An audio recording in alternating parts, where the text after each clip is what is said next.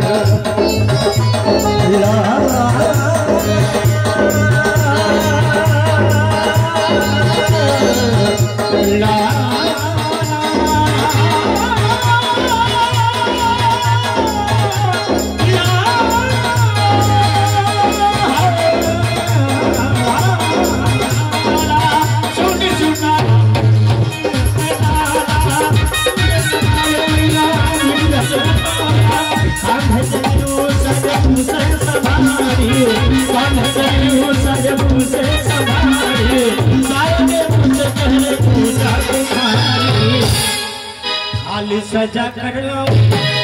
खाली सजा कर लो गणेश जी के सबसे प्यारा तत्व है लड्डू तो लड्डून के भोग लगा जिनकर हाथ ठीक ठाक दोनों हाथ उठा ली जिनका एगो हाथ हुआ एगो उठा आ जिनका नहीं हुआ वो अगल बगल सब पैसा डाली लेकिन गणेश भगवान के दरबार में छे दरबार दोनों हाथ उठा लिए जे करबे बेईमानी जो करेंगे शर्म उनका फूटेगा कर्म इसलिए दोनों हाथ उठा के ताली बजा के कहना है कक्का करज सब करज